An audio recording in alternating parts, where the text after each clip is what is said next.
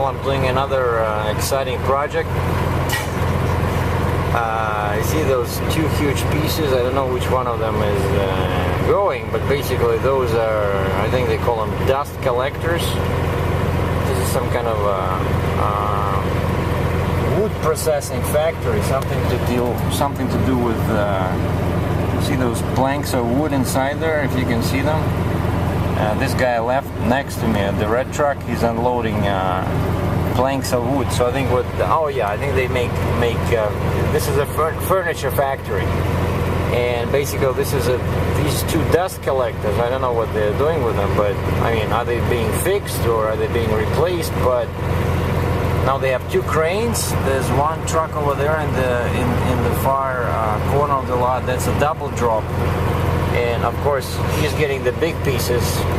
So I'm just the, I'm the flatbed, so I'm getting all the shitty stuff like those ladders and, metal parts. And I just talked to a guy and he says, yeah, you're gonna have lots of pieces. I said, well, I have 5 pieces of timber, so I hope you guys have, something to put under it, because I definitely don't want any metal parts lying directly on the floor. So I made my point. Because otherwise these guys just, you don't tell them, they just throw stuff on your trailer and they don't care. Oh yeah, and I said the second thing, I said, let's make sure that the way you load these parts, I can secure them. Because that's what happens, when you have multiple pieces, they don't care, they don't push them against each other like you saw on my previous load. They just, hey, the driver will figure something out. Forget it. So yeah, I'm not too happy like looking at this, and the guy says multiple pieces. I think it's gonna be a lot of work, and there's still, whenever cranes are involved, and these guys charge like $5,000 an hour, so it's gonna be a long day. And it's Friday, February 8th, but the trip is only like 700 miles from here, going to Butte, Montana, so I have plenty of time. We'll see what happens. So basically, when you're a trucker, you treat your job like as if you were, I don't know, sergeant in the army, and there's a war going on. Basically, you have to grab every opportunity to eat and sleep. Well, I don't know about sleeping, but eating is definitely a priority, because you see, like here, they told me to be here in the morning, so I came up at 8, and I was sitting here doing, shooting my movie for YouTube till noon, and they're still not done. So and the good thing that I found a GPS, this Walmart, and I was able to go get some groceries, some protein power bars. Yeah, like this thing, Isoflex, I think it's called. It's pretty high in protein, low in carbs. Then recently I started eating cheese again. Very good snack. Fat does not count. I mean, you will never get fat from eating cheese, as I discovered. All in the carbs, and there's 0 carbs in here. Like one small piece has 7 grams of protein. Like if I cut it, of course I'm using my Landstar knife. I love this thing. It's so small and very sharp. And I have some coffee, and I bought an avocado. And what else I got?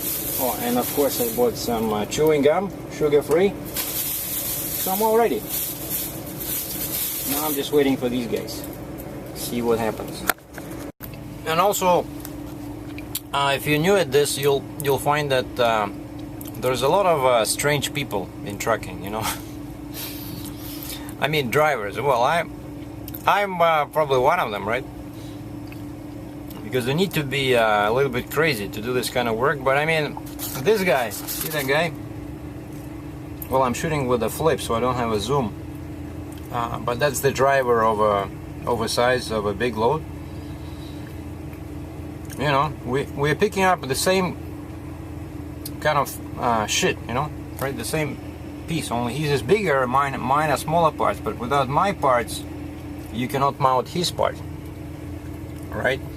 We're going to the same location, and now we spent almost 6 hours at this plant.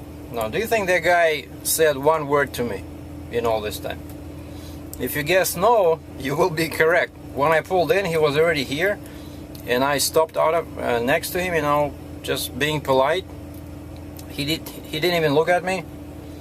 Was chatting on the phone, and I stopped there and I was just waved a little bit, you know, no reaction. So I said, screw this, and I pulled over, went in there, and just sat there. And then he was trying to do a U-turn. I moved my truck to help him. No, thank you, no, nothing. Now I pulled in, he just passed me, going to his truck with the paperwork. Just looked at me. Not a single word. You know, I would never do something like this, you know. I don't know, you have to be, you know, more kind of a people person, because we're all kind of lonely wolves, you know. Now, if I see him on the road somewhere, at a truck stop, and this is, you know, this will take probably a couple of days, right? Because it's already 1 o'clock here. By the time they finish dismantling that piece, and those guys are real slow. I don't think they used, when they were kids, I don't think they worked at McDonald's, you know. This is not fast service. So I'm just guessing that they will start loading me tonight, but maybe 3 hours it's gonna be dark. And then I'll probably sleep in the truck somewhere over there. There's some spot outside of the plant. And then they start in the morning. So, but I'll be there on Monday. Just that if I see that guy on the road, that other trucker, I'm not saying anything to him. No bye, no hi. Forget it. Some people are just, you know, weird.